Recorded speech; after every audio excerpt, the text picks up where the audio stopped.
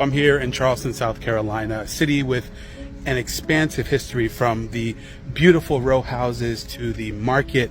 There's a lot that's hidden underneath the surface. During the transatlantic slave trade, according to historians, over 40% of all stolen enslaved Africans were brought here. It was even nicknamed the Ellis Island for enslaved African Americans. At one point, it's estimated that 70,000 enslaved Africans called Charleston their home.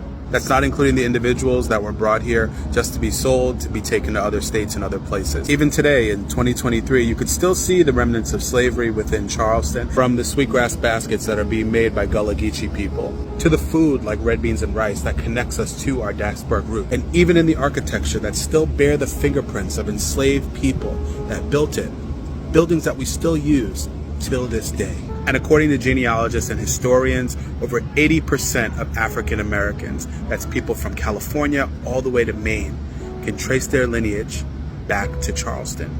Josephine Wright was fighting with developers over claims to property that she owned, and that was until she passed away recently. She owned property on the prestigious island of Hilton Head, South Carolina. Hilton Head Island is a celebrity-ridden island off the coast of South Carolina. At one point, Michael Jordan, Ron Howard, and Oprah Winfrey lived there. After developers tried to buy the land from her and she refused, they began the legal process in February 2023 of trying to take Miss Wright's land. They said that her shed was encroaching on their property and inhibiting their development of what they wanted to build. Hilton Head used to be a majority black sea island, and now it's less than 7% black. And it's mainly due to one legal term that you may not have heard before. It's a legal term called heirs property. After the Civil War, many Confederate soldiers and people who owned the sea islands and property on the sea islands just left it there, and they left their slaves to fend for themselves. And because the enslaved people were accustomed to where they lived, they just stayed for generation after generation. Now, this posed its own legal issue because most of this was done without any documentation. And land that was passed down generation after generation was also done without any legal documentation. The main reason was that black people did not have adequate legal representation in the South, and they weren't treated fairly in Southern courts either. But with heirs' rights, it gives every living heir the same right to that land, whether they live on it or not. And it is 100% normal for developers to reach out to individuals who have no connection to South Carolina at all, but are the descendants of people who own that land, and say, hey, you know you got some land, right?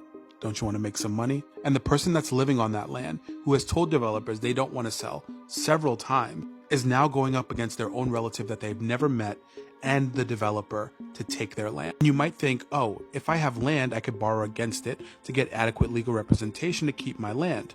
Not with heirs' rights. With heirs' rights, it's extremely hard to get a mortgage, and you don't have any federal protections to your land as well. In my personal opinion, this is another systemic racist technique in order to take away the generational wealth of black people. Now, as far as Miss Josephine Wright's land goes, Tyler Perry has stepped in and said that he will honor his commitment by handing her family the keys to her new home on her land. So I'm here on Sullivan's Island, South Carolina, and this particular place has interesting history when it comes to black people and slavery.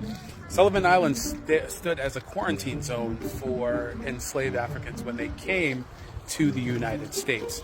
For many, it's considered to be the Ellis Island for African Americans. It's the shoreline here, there used to be these things called pest houses where enslaved people would go to stay and be essentially quarantined until they were deemed suitable for auction. I believe that 40% or 400,000 enslaved Africans passed through the shore here on Sullivan's Island. Now, if an enslaved African person was deemed fit to work, then of course they would be transferred to Charleston for auction, or they would work in one of the rice plantations that were around this particular area, or on some of the sea islands as well. Hey, you won't even find a semblance of the things that occurred here, but you will find tons of beach houses, beautiful scenery, and a family-friendly environment with some nice restaurants.